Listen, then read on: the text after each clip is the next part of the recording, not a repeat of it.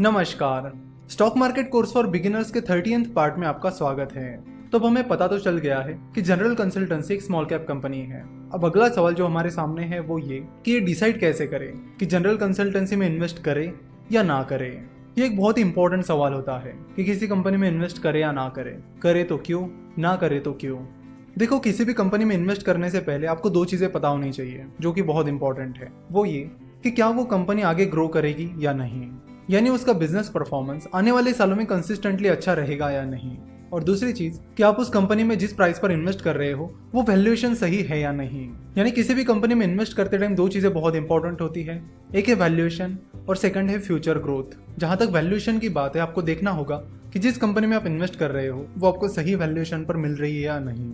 यानी आपको उस कंपनी की इंट्रिंसिक वैल्यू निकालनी होगी, यानी एक्चुअल वैल्यू क्या है ये पता करना होगा। फॉर एग्जांपल, किसी कंपनी का शेयर स्टॉक एक्सचेंज पर 100 रुपए पर ट्रेड हो रहा है तो आपको देखना होगा कि उस कंपनी के शेयर की प्राइस एक्चुअल में कितनी होनी चाहिए, यानी उसकी इंट्रिंसिक वैल्यू क्या है। और ये पता करने के लिए आपको वैल्यूएशन निकालना होता है, कई सारा एनालिसिस होता है। चलो तो देखते हैं कि किसी शेयर को खरीदना है या नहीं खरीदना है। ये चेक करने के लिए आपको कौन कौन सी चीजें चेक करनी होगी। तो इसके लिए आपको बहुत सारे अलग अलग फैक्टर्स चेक करने होंगे, जैसे कि फाइनेंशियल स्टेटमेंट्स का एनालिसिस करना, कंपनी के प्रोडक्ट्स एंड सर्विसेज का एनालिसिस करना, कंपनी के मैनेजमेंट का एनालिसिस करना और कंपनी का वैल्यूएशन निकालना। तो ये वो चार इंपॉर्टेंट चीजें हैं जिन पर आपको काफी ज्यादा फोकस रखना होगा। तो शुरुआत करते हैं फाइनेंशियल स्टेटमेंट से।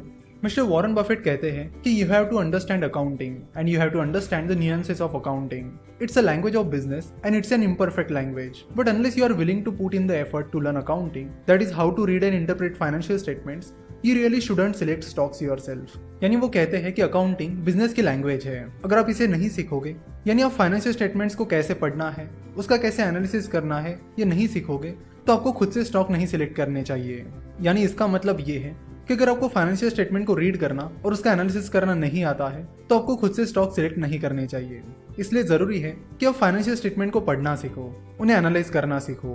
देखो, balance sheet, profit and loss statement और कैश फ्लो स्टेटमेंट, इन्हें फाइनेंशियल स्टेटमेंट्स कहते हैं। बैलेंस शीट में कंपनी के एसेट्स और लायबिलिटीज होती है, यानी कंपनी के पास क्या क्या एसेट्स है, जैसे कि कितना पैसा है, कितनी फैक्ट्रीज है, कितनी जमीन है, कितना सामान है, कितनी इन्वेंट्री है। ये सारी चीजें आपको एसेट से पता चलेगी।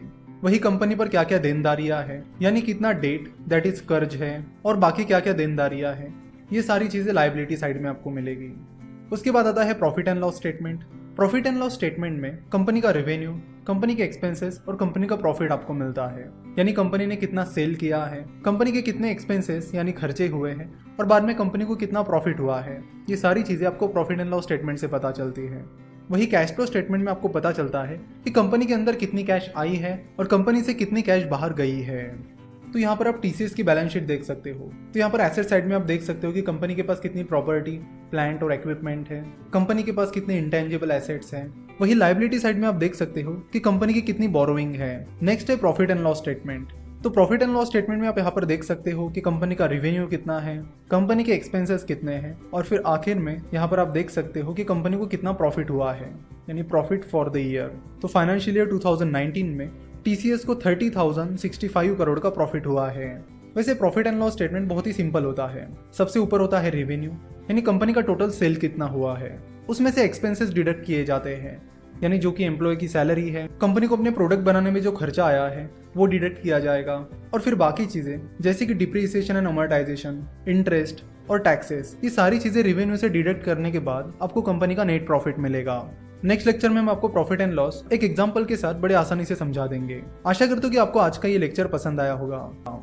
हमसे जुड़े रहने के लिए आप हमें फेसबुक, ट्विटर और इंस्टाग्राम पर फॉलो कर सकते हो।